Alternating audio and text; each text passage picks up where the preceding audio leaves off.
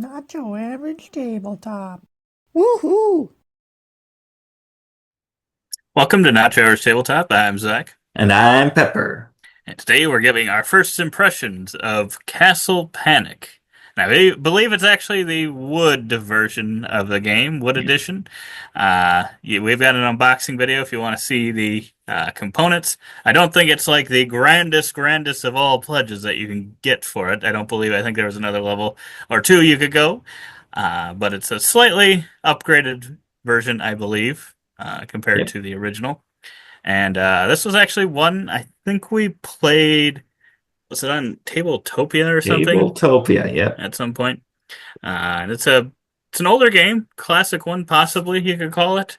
And yeah, it's pretty simple. It's a castle defense style game where you've got different monsters coming in and trying to attack your castles, and you are panicking because of it. Yes. Yes. Oh, there we go. So yeah, in my version, it's got some wooden tokens for the monsters that are usually cardboard tiles, and it does have these nice miniature versions for the castle pieces, which I think used to be kind of standy pieces of paper or thin cardboard or something like that. And we had played it, and I enjoyed it enough, so that'll probably be a tip of whether or not I'm positive or negative on this game. Enjoyed it enough on Tabletopia to go and get kind of a little deluxeified version of the game. But yeah, it kind of has these different, as you can see, the monsters there, different kind of pie wedges, sections 1 through 6 around here in some different colors as well. And then some kind of rings going further and further out from the castle and pretty much and around. You draw cards. You can trade cards with some of your teammates, and then you can play the cards that you have, which are mainly swordsmen, knights, and archers, which can attack the corresponding rows going out from the castle. And those fighters will also have a color assigned to them, saying where what wedges you can attack. So if you had a blue swordsman here, you could attack this baddie right next to your castle there.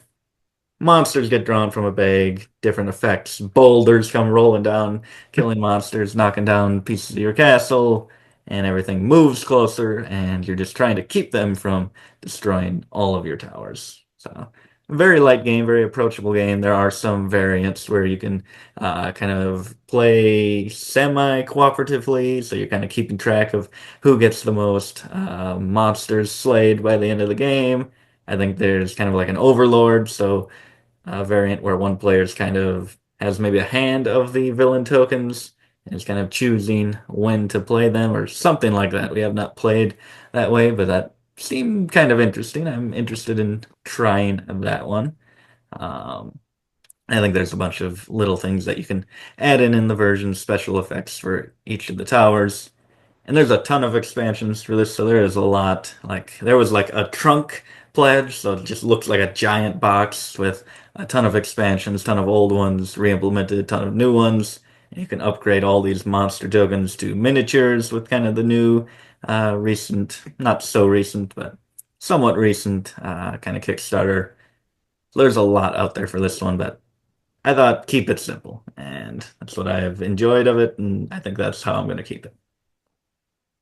Yeah, I would agree. I probably coming in at so we've played this one then two times. I believe we played the new version you got once and played it back way back when. And I enjoyed both plays of it as well.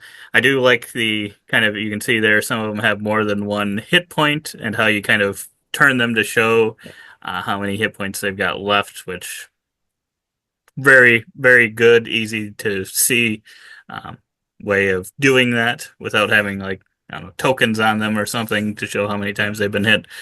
So I like that quite a bit as well. But yeah, probably be coming in on this one at like a 7-ish. Yeah. It's a very approachable cooperative game. I think this would be one that you could play with family members pretty easily, somewhat easily Yep. at least. Yep. I'd say maybe some of the cards that have effects on them and stuff that let you kind of maybe do some special things. That's maybe the one piece that might be a little bit too much, but otherwise I think it, should kind of be easy and make sense. Like you said, the green swordsman, you can attack these ones. The red knight can go out into that little spot there, um, and then you're just kind of taking down the baddies. So uh, I feel like there's a little bits of tension in this game, and it just felt like the right amount. It's a nice, fun tower defense game, and I think these kind of games work best in maybe a cooperative Mm. fashion. I do really like what's one? Totally blanking on the competitive one that we've got after the Empire. I do Oh, really like that one as a tower defense game as well. I probably actually prefer it over this one, but um, I think they work better the tower defense piece when you're working cooperatively, and yeah. that I like this one quite a bit. Yeah. Yeah, I enjoy this one quite a bit. And yeah, it's definitely can be a family game, a game kids can play. I'd probably give this one probably an 8. It's always hard to take lighter games and compare them with these big games like After the Empire. Totally different experiences while still Hmm. both being tower defense games and having some similarities. But this one's so easy to get to the table. It's so quick to play, and just the crazy things that can happen. Like they can just all come out, and you roll the die, and they're Hmm. just like here. Their blue section is just filled with monsters, and there's effects that can kind of shift them and move them to the right. So you built up a hand of blue cards, and now they're all in the red zones. And then a boulder comes in and wipes them all out for you, and it can just be crazy, wild moments like that that can just create awesome memories. And that's what these kind of games I like them to do. So there Hmm. is that. And one little nitpick about the wood edition. I assumed, stupidly, that the boulder would be a miniature in that version just because it's not really like an expansion material. And I was like, I think that'll probably be a miniature, but it was not a miniature. So that is a note if you're going to get the wood edition and are only getting it for a miniature boulder. I think they had some graphic and it was included in the picture.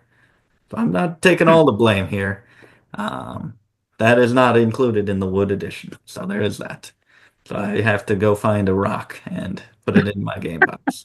A very round rock. Yes. But yeah, you can check out our unboxing. I Yes. think that should give a good idea of what should be coming in that version of the game, at least. But yeah, this one's got a very classic feel.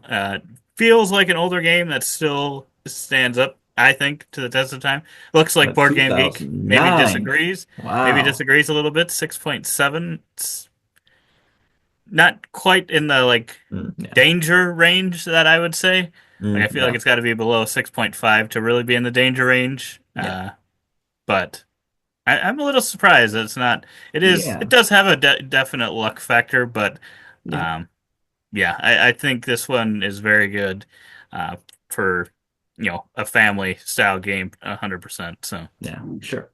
For sure. Definitely. And that shouldn't be 458 on family rankings. How many family games are there? Come on, give it some love. Push it up the rankings. That's what we're here yes, for. exactly. But yeah, if you liked the video, give us a thumbs up, subscribe for future unboxings and first imps. But otherwise, we hope to see you on the next one. And as always, don't forget to keep on nibbling on our content.